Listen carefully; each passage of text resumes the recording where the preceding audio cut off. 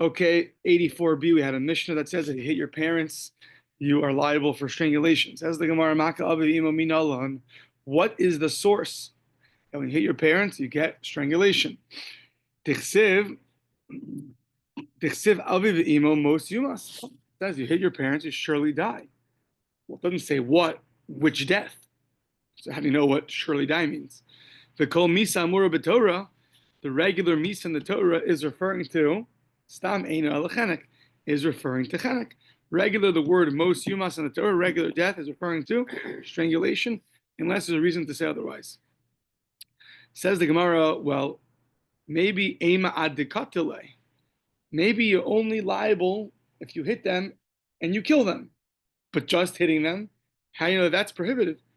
Or how do you know that that's liable for strangulation? Maybe only a deathly blow. So says the Gemara, how's it going to make sense? John, you punch and you kill him, you get killed by the sword, and your own father, you get killed with strangulation. It should be less. It's a less stringent, it's a more lenient punishment than a random guy. How can someone else's punch be saif, the sword, and your own father be chenek? Can't be. So right. So we're trying to prove that that hitting a father or a mother doesn't require a deathly punch. Even a regular punch is what's prohibited. The Gemara wants to know maybe it's a deathly punch. The Gemara says it can't be a deathly punch because then it's going to come out that it's more lenient of a punishment than by a random guy. Says the Gemara, well, not so fast. There's two opinions. Which one's more severe? Which one's more lenient? Strangulation or getting killed by the sword. So it only doesn't make sense if getting killed by the sword is more strict than strangulation.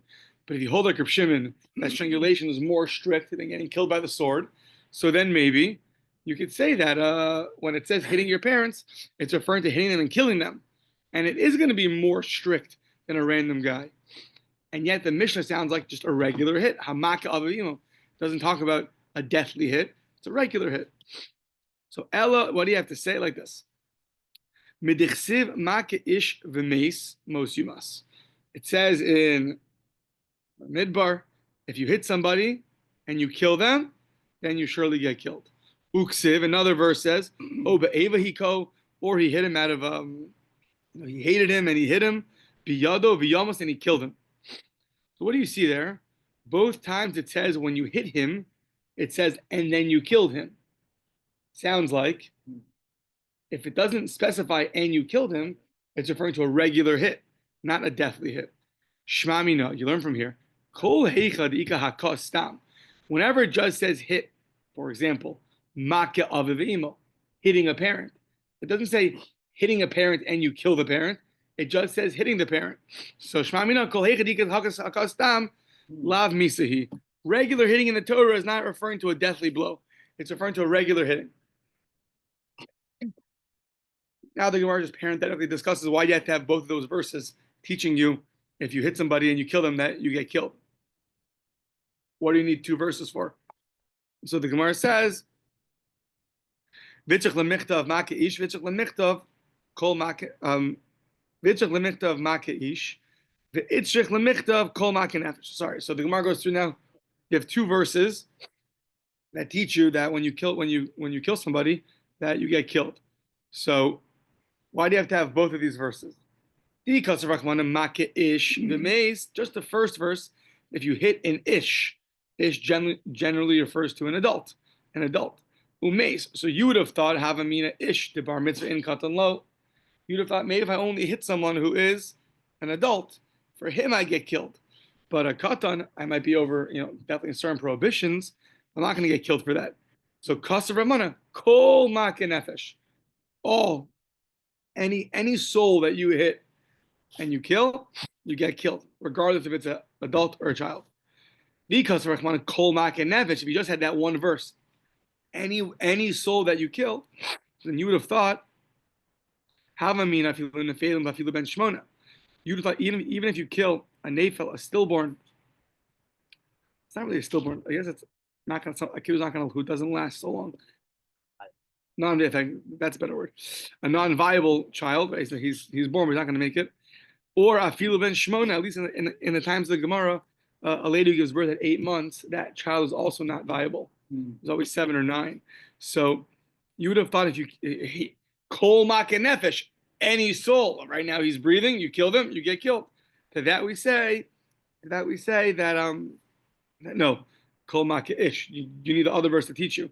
So basically, the verse teaches you that you're liable to kill anybody who's viable. That's why you need 2 verses to teach you that. Each one, if you only had one of them, you would have thought something which would be incorrect. So you had 2 verses to teach you what you're liable for. Okay, back to parents. So now, we just proved that you don't need to hit them and kill them. Just hitting them is enough to be liable for death. So a scratch, a flick, how much? The ema, so maybe say, the ema afal gav de lo avid bechabura. Say, even if you hit them and you don't create a chabura is a wound. So maybe if you hit them and you don't create a chabura, so then you should be liable also. Because as long as you hit them, we just said any kind of hit. We didn't specify what. But if that's true, so then Alama Tanan, why does it say the next Mishnah? Yeah. If you're only liable for hitting them when you make a chabura on them, when you actually wound them. So Amar Kra, how do you know that? We're going to compare now the hitting of a person to the hitting of an animal. Nefesh, just like an animal, you're only liable for creating a wound because it says nefesh. You have to take nefesh is you have to take some of their life. So when you draw blood, that's taking some of their life. So just like an animal, you're liable when you take some of its life. So too, make adam ad avid chabura. Because this word nefesh, we compare an animal to the injuring an animal to injuring of a person, and we say that just like by an animal, it says nefesh, you have to take some of the nefesh, some of the blood. So too by a person, until you take some of the blood, you are not going to be liable. Yeah. Okay. So now, on that assumption that because it says nefesh by an animal, it says nefesh by, and then we learn it out to a person, we compare the two. Therefore, you know that until you draw blood. Now, in my head, I have such an idea. I don't know if it's, but there's drawing blood, and then there's also having blood rise to the surface, a black and blue mark. That's also gathering blood. It hasn't come out yet. In my head, that's also a problem. I'm thinking about Shabbos. And Shabbos, you also can't draw blood on Shabbos. So one of the 39 prohibitions. So what if you cause a bruise and it just rose to the? Doesn't seem like on Shabbos. I don't know. Okay, I have to look it up. Food for thought. So I guess no food today, but whatever. Yeah. Yeah. Good, Jared. You got 12 minutes. Me too. You got 12 minutes. You got this. Yeah. And if you burn yourself, you're a fireman, so you're fine. So okay. So now on that assumption that hitting a parent, you have to take blood, if that's true, that we're comparing an animal to a person. So an animal, the rule is if you load it up with stones and you weaken it or you kill it, so now you're liable for damages for the animal. Well, would that be true by a person? Maskiv smells good. Maskiv Rav Yirmiyah El Me'ata. So El Me'ata, if that's true, then that if that's true, then by an animal, if you're telling me that nefesh means I have to take blood, that sounds like the only time I'm liable for an animal, injuring an animal, is when I took some of its blood. But yeah, we know it's not true, because if you load up the animal with rocks and you didn't take any blood and you injure it in that way, you're also liable. So the word nefesh that you just used by an animal to compare it to a person can't mean the drawing of blood, because then loading up rocks and injuring it, you wouldn't be liable, and yet you are liable. So says the Gemara, you're right. So the fact that it says nefesh by an animal apparently is not needed for the animal, because we learn from other places that even putting rocks and loading it up, injuring it in that way, you're liable. So then why does it say nefesh by an animal?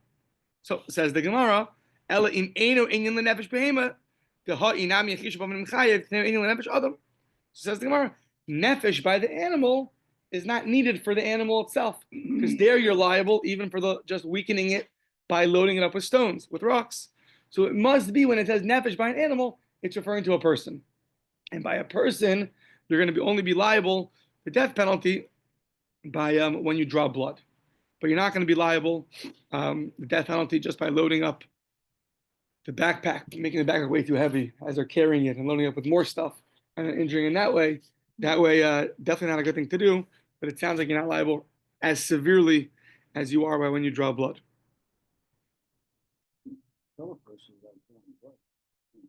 Well, then you'll be liable for killing a person. This is just liable for hitting a person. Okay. Yeah. Right. If you kill somebody in other ways, you are Dunskies. Yeah. So the question, but in terms of hitting, how much of a hit do you have to do to be liable? So, yeah.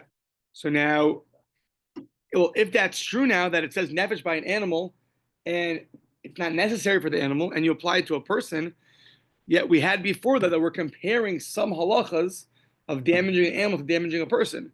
And if you don't need it to teach me that you're liable for taking blood from a person, because you know that from the word nefesh already, so then what's the comparison for? Ela hekei shalamali. What do you have to compare the two sections of the Torah for? So that we need it, like we had earlier, the Tanya de Bechizkiah. Reminder, Tanya de Bechizkiah is just like an animal. You're always just like an animal. You're going to be liable whether you hit it on purpose, by accident. So too by a person, you're going to be exempt when you have two punishments on you.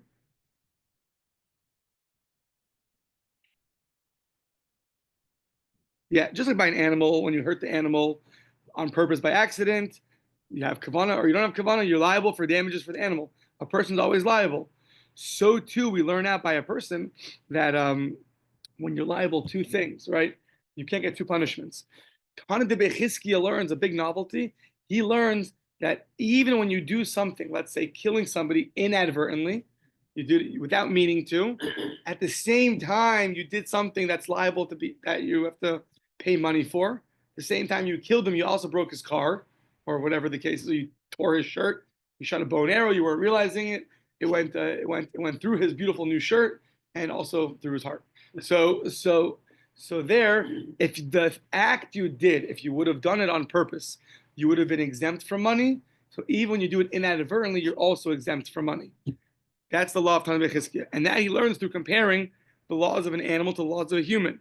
So that's what you would need this hekesh for, this comparison, for the law of Tana Bechizkiah.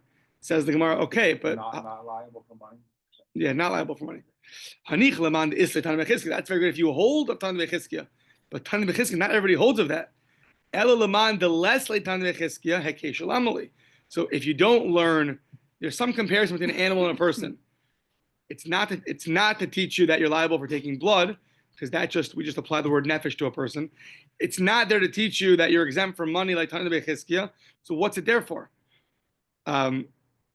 So we say like this: Ma make behema l'refua pater, af make adam l'refua pater. Just like if you would injure an animal, but you're healing it, you're doing surgery on it, that you're exempt. So too for a person too, if you end up taking blood, you end up doing surgery, hurting somebody, but l'refua pater, which is fascinating to me, because if you didn't have this comparison, then you would have thought that what? You're liable for healing a person? Interesting thing. Meaning, another way to look at this is, what if it's therapeutic for the human being who's killing the person? The other kind of therapy. Yeah. Very good. Very good. Yeah, very good. So, but we learn from here that hitting somebody, even though it's therapeutic, not for the hitter, but for the one being hit, for the hit. What do you say? The hitter and the hittee? No, for the one being hit. So you are going to be exempt, and that's learned out from an animal. Okay, now an interesting question. The bailahu, if you have children who are doctors and you want to know, can they draw blood from you? So this is where it talks about it. The Bailahu ben mahu shiyakis dam la'aviv. Can a son draw blood from his father? His father goes to the doctor. His son's an expert. He wants to know. He's like, I'll take care of you. First of all, it's way cheaper probably. And so can a son do that? Can a son draw blood for his father?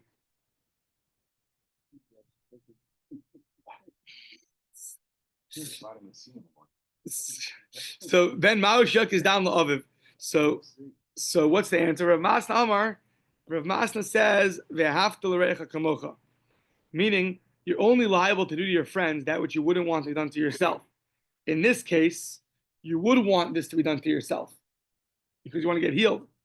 So he would allow the son to take blood from the father. Yeah. Okay. Rav Dimi Bar Chinana Amar Mak Adam Mak Behema. Ma Mak Behema l'Refuah Pater. Af Mak Adam l'Refuah Pater. He uses this hekesh. He compares an animal to a person, and therefore, to heal a person, even if they take blood, you're going to be exempt. However, Rav loy shavik lebrei lemishkalei silua. Rav did not let his son remove a thorn, a thorn from his skin, because it might cause blood. Mar brei Ravina lo shavik lebrei lemiftach le kivsa. He, Mar, the son of Ravina, wouldn't allow his son to even open up like some kind of pimple, a boil on his body, because what's going to happen? Dil machavil, there might be blood. So v'havalei shigas iser, and even if he does it b'shogeg inadvertently, it's still usser. Even things b'shogeg is a problem. You're called a chote. You have to bring a korban, off the hook. So he didn't want it to cause his son to be over the iser. So that's that. So now, well, if that's true, Ihachi, let someone else also. Acher nami, so maybe you shouldn't let anybody do it. Because Acher nami shigas, so you say no. Acher, Ihachi, Acher nami, have someone else, why would you let someone else do it? Say Acher shigas lav. If he ends up doing it inadvertently, it's not as bad. It's only a negative prohibition. Bino shigas chenek. You're doing something which is liable for strangulation inadvertently. That's more strict. Yeah. Okay. So now, v'hadetnan, but in Hilchos Shabbos we learn that a machat shel yad, you have something that's you have a thorn stuck in your body and you want to get it out with a needle. So lital basa coats. So says the Mishnah in Shabbos, leichosh dilma chavil. You can't do it. There's a chance you're going to get blood, right? Any suffix on Shabbos that you're going to draw blood, you got to avoid. So, dilma chavil. And what's going to happen? V'havile shiga skila. The Mishnah says that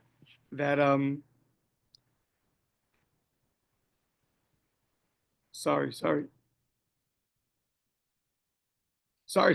You are allowed to take out the coats. You are. It says the Gemara, why? Leichosh dilma chavil. Why? You just told me that he didn't let his children take out the needle from him because he might cause blood. On Shabbos, I'm telling you, if you have a thorn stuck inside your body, you could take it out. Says the Gemara, why? Leichosh dilma chavil. What's going to happen? He might injure him. And that's much worse. V'havale shiga skila. That's doing something inadvertently, which you're liable for stoning, which is the worst punishment. So how come by a person you didn't allow your son to do it? Because it might be a transgression of something which is liable for strangulation, but on Shabbos, which is liable for stoning, you do allow him to do it? How does that make sense? Says the Gemara, no, you can't compare the two. Because Hasam on Shabbos is Mikalkelhu. So on Shabbos, there's a special requirement called Meleches Machsheves, which has a lot of ramifications. One of them is that it has to be work which is productive. Shabbos always productive, right? If you tear, it's on condition that you're going to re-sow. If you destroy, on condition to rebuild. But just a destructive act, so that it's not mutter, you're not allowed to do it. It's called kol mekalkelin peturin. All destructive acts, you're still patur. It's patur means you're exempt biblically and prohibited rabbinically. But it just injuring someone for the sake of injuring without having any intent to do that is called mekalkel, and therefore it's not so severe. We're talking about a prohibition on a rabbinic level. It might not happen. then you're allowed to do it. So says the Gemara, okay, but that's also machlokas. Anich leman damar mekalkel pater. That's very good if you hold at mekalkel pater that by injuring somebody specifically and by causing blood to come out, it's just an act of mekalkel. So if you hold your example that it's good, but el leman damar chayiv ma'ikal meimar. According to Rabbi Yehuda, injuring somebody, even in a destructive way, he learns you're liable for that. So according to him, how does the Mishnah say you can take out a thorn? You are dealing with something which is liable for stoning. So according to him, why did he not let his son take out the thorn? That's only chenek. That's only a strangulation. So says the Gemara, hold on. Sorry, not Rabbi Yehuda, Rabbi Shimon. Who learns that mekakal b'chabura is chayiv? That's the opinion of Rabbi Shimon. That's the opinion of Rabbi Shimon. He learns that when you are mekakal b'chabura, you end up just destroying, wounding with no intent to wound, just a destructive act. You're liable for that. However, Rabbi Shimon Hamar kol malacha she'ena tzricha lagufa pater leha. Another requirement, another machlokas, Rabbi Shimon, is that every one of the 39 prohibitions on Shabbos, the primary prohibitions, so the simple interpretation is they all were patterned after things that we did in the Mishkan. So when you do an act, but not for the purpose it was done in the Mishkan, it's called a malacha. It's called a malacha, which is a prohibition, skilled labor. She'ena tzricha lagufa, that you're not doing it for what the purpose was in the Mishkan. So in this case, you're not at all intending to make a wound, and Rabbi Shimon only says you're liable for wounding when you're intending to make a wound, but when you're intending to take out a thorn, right? So you're not intending to wound the guy. You're doing something which might be a wound, but what's your intention? Your intention is to remove a thorn. Like I think the case in Shabbos is there's a dead person and you want to remove him, but you can't carry on Shabbos. But I'm not carrying for carrying. I'm carrying to remove him from that space. So every time you do something on Shabbos, you have to know what intention am I doing it for? Am I doing it for the same intention that was done in the Mishkan or not? So according to Rabbi Shimon, who says mekalkel b'chabura, that one who wounds somebody was only liable when you intended to wound somebody. But when you're doing it just to remove a coat, a thorn, then you are not going to. It's not mutter, but it's not going to be liable on a biblical level, and therefore the Mishnah in Shabbos allows you to take out a thorn, even in the chance that it might cause blood, because we're not dealing with a prohibition which is liable for stoning, as opposed to the other one where his son was going to take out blood from him. If his son were to take out blood from him, that might be liable inadvertently for that's something which is liable for strangulation. Okay. So now, continuing between a son and a father. So Bo Menemer Rav Sheshes, they asked Rav Sheshes. So we know that when someone got lashes, someone's got to be chosen to whip the person. Who's going to be chosen? So let's say the son was chosen. But little did he know, he gets to court, realizes it's his father who's getting lashes. Hold on, you can't hit your father. But what happens if you're a Shaliach Bezdin? If Bezdin appointed you to do it, any way out of that, you can finally get him back. No. So then, Ma'oshi has a Shaliach la'aviv la'akoso uli kalilo. Can a son be a Shaliach, a messenger, to be the one to administer lashes to the father or to curse him? Now, to curse him means that the father was put into excommunication.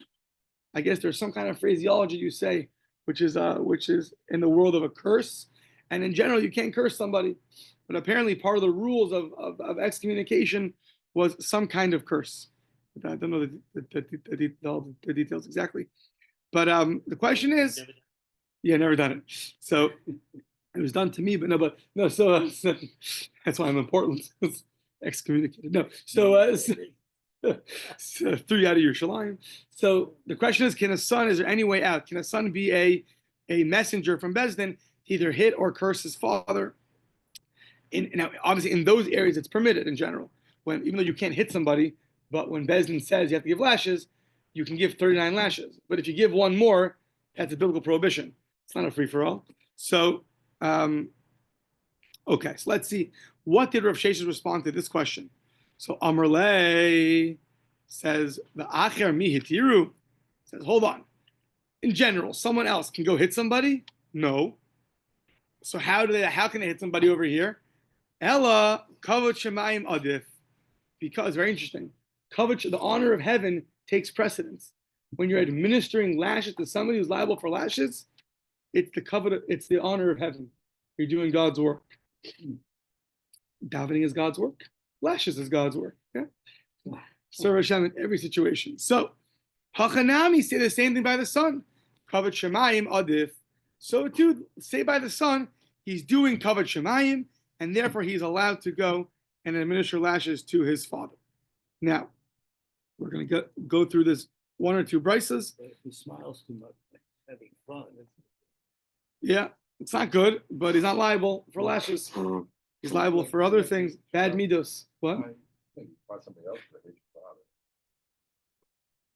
People actually. How do you? Yeah, saying why not chose? I hear. This was the guy that was trained in. He got a degree in lashes. Yeah. I have a hard time with your father. Like, I guess maybe you can ask for someone else to do it, or pay for someone else to do it. Yeah. Okay, but in the event that it happens, what's the halacha? So, yeah.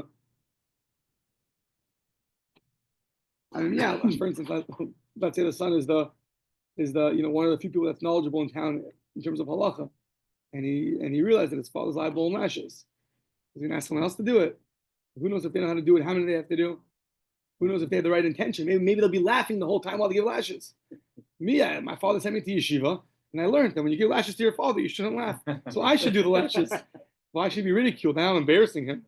Yeah. So Beisvei says the brisa the following: Beisvei uma mi shemitzav lahakoso, just like the one who's commanded to hit and administer lashes.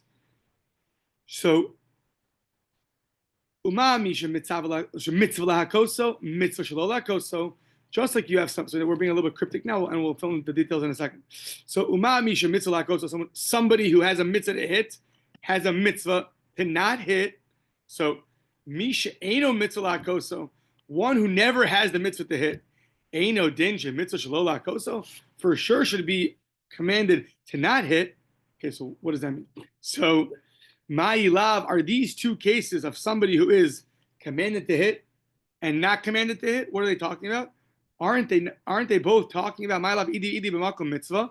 They're both talking about b'makom mitzvah in a situation where lashes have to be administered, and the difference in the two people is ha b'bino and ha b'acher. The first part of the brisa says it's talking about somebody who has a mitzvah to hit his father. Has a mitzvah to administer lashes, and he also has a mitzvah to not administer lashes. If you go one more than 39, you're going to be obligated. However, a son that never has that mitzvah to hit his father, for sure should not be able to hit his father over here.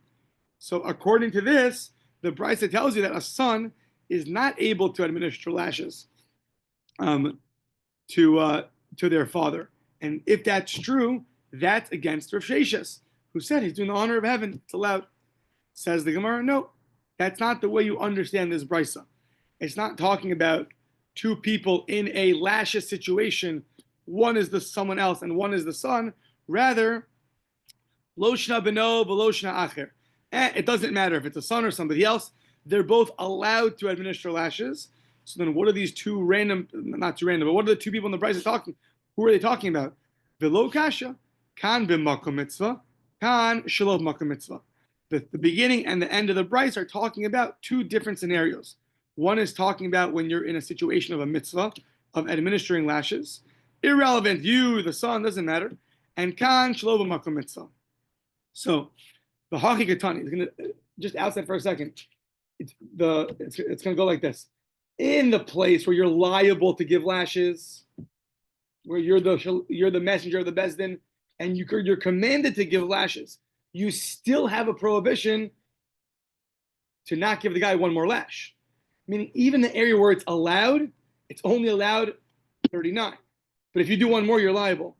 So for sure, in a place where there's no mitzvah to give the guy lashes, for sure you're commanded to not give him lashes.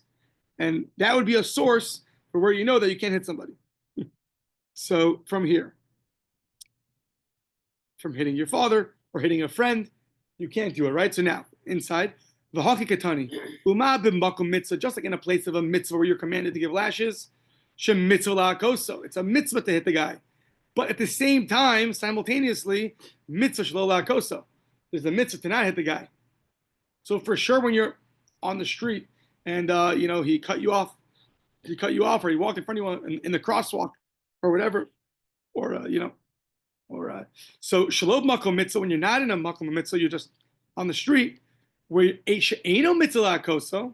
There's no mitzvah to hit the guy. Believe it or not, see here that there's no mitzvah to hit random people on the street. Okay, it's a problem. Ain't no danger mitzvah shalo la'akoso. Is it not very logical to say that there's a mitzvah that you should not hit him? Fine. So that price is out. Now the next price is gonna have multiple interpretations. Let's see. Fine. So at the end of the day, Rav Sheshes still holds a son is allowed to be the shaliach of the bezdin to hit his father. He can be the messenger of the court to administer lashes. That he's allowed to do. That he is allowed to do. Okay. Tashma says the brisa. Hayotze leharig. The guy's on death row. He's being taken out to be either stoned, strangled, sword, fire. Pick your favorite misa. Yeah. Hayotze leharig ubabino, and comes his son and wants last licks and gets him, punches him. Ubabino v'iko, or v'kilalo, or he curses him. Chayiv. The son is liable. However, this is the confusing part. But if John comes and nails him, so you're exempt. So what's the difference? Make up your mind. If it's a dead man walking, he's dead already, then even the son should be allowed to do it, or should not allowed to, but should not be liable. And if he's not a dead man walking, so why is someone else exempt? That's one question. And two is, what does exempt mean and what does liable mean? Liable for lashes? Liable for death? Liable for money? What are you liable for? Says the Gemara of Ahavina, but we asked, Ma'ishna b'no, ma'ishna acher. What's the difference that a son you're liable and a non-relative is exempt? Ma'ishna acher. What's the difference? The Amar of Chisda says, the Amar of Chisda, you know what the case is? The guy is supposed to be getting out of Bezdin. Yeah, the guy finally got his verdict, and he's not going out. He's refusing. I'm not leaving. You can't take me. I don't deserve it. You're wrong, whatever it is. So now Bezdin commands somebody to go take him out.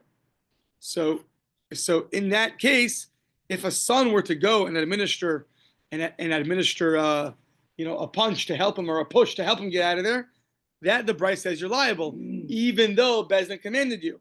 If that's true, that's against Rav Sheshes. Rav Sheshes says as long as you're doing God's work, then a son can do it to his father.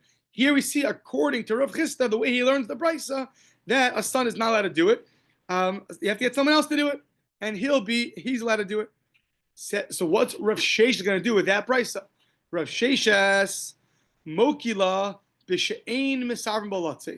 no, it's not a case where the guy is struggling to get out of Bezdin to go to his death. Well, okay, so we're back to square one. If that's so what's the difference between a son and someone else? So then someone else also should be liable. A random guy goes and just punches him for no reason. For sure you're liable. But yet it says a son's liable and someone else is not liable. What are we talking about? So we say, We say no, acher gavra katilahu. So we say, how does it explain it? For the other person, this guy's a dead man walking, or the other person is a dead man walking. The guy punching is a dead man walking, and that's why he's exempt, or he's punching somebody who's someone other than the son is exempt. Okay, that's what I thought. So the guy that's going out to death row is considered a dead man walking. What's the problem? V'hamar of Sheshes. So, Baisho Yashin v'Meis Chayev. Rav Sheshes says, if someone embarrasses somebody when they're sleeping and then he dies, sounds like he shoots an arrow at him, and the guy's sleeping, and then he dies, that you are still liable. You're chayev.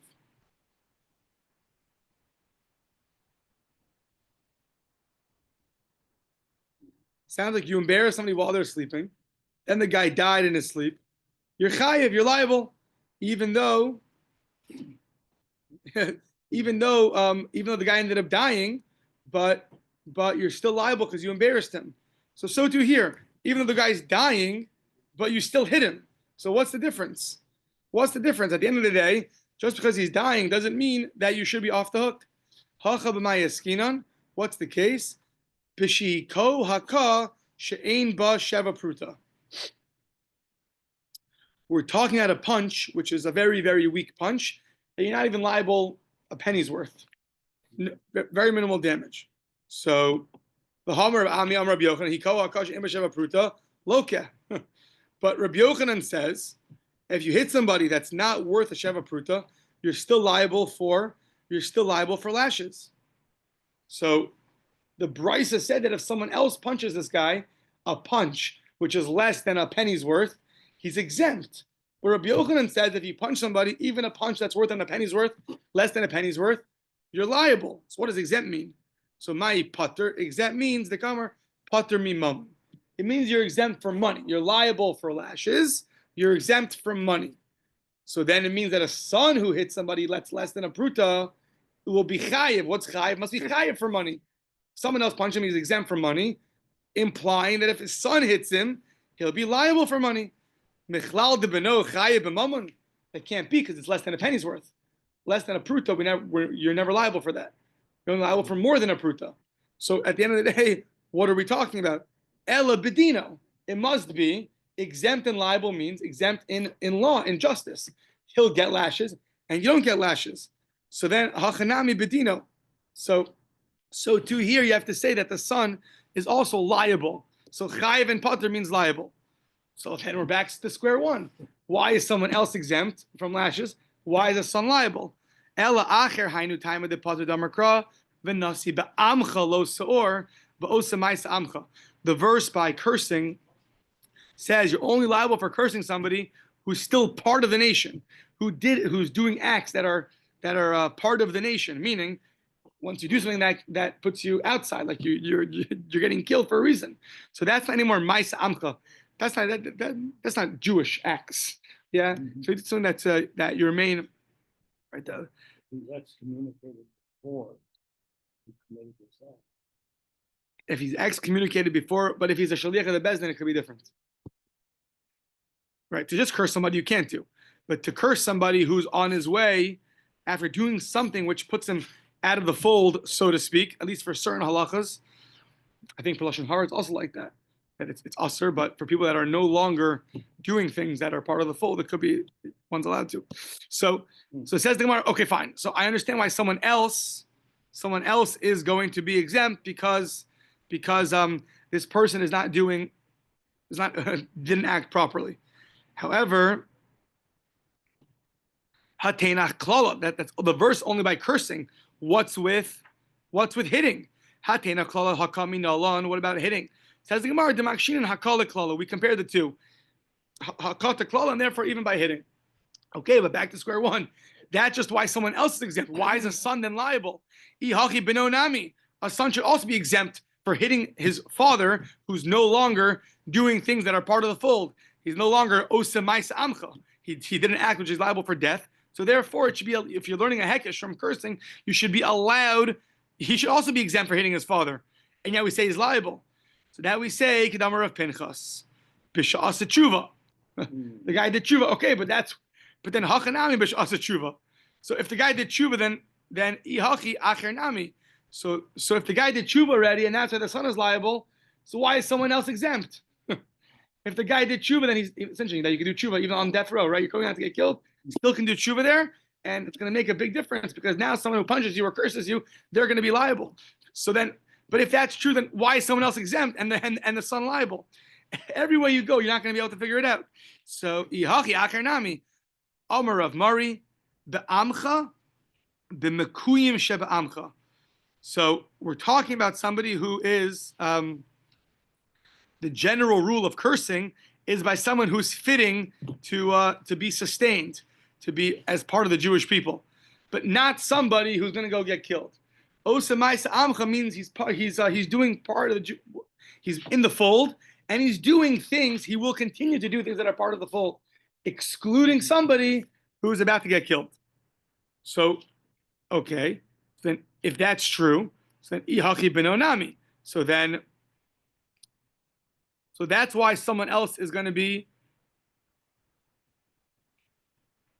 ihachi benonami. Then if that's true, then a son should also be exempt. He should also be exempt. And yet we say he's liable. Turning the page, midei dehave la'achar misa, a special law that a son, even after the father dies, is still liable for cursing him and for hitting him, but not for someone else. Not that way. For someone else, you'll be exempt. But a son can't curse his father even after death. There's still an element of kibbud av v'em after death. 6:34. Maybe we'll here. That means in a minute.